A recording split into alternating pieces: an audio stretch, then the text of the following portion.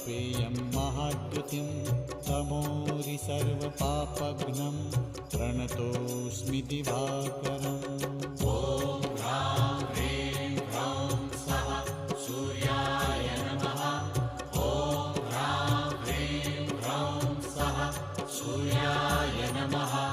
जपाकुसुमसङ्काशं काश्यपेयं महाद्युतिं तमोरि सर्वपापघ्नं प्रणतोऽस्मि दिवाकरम्।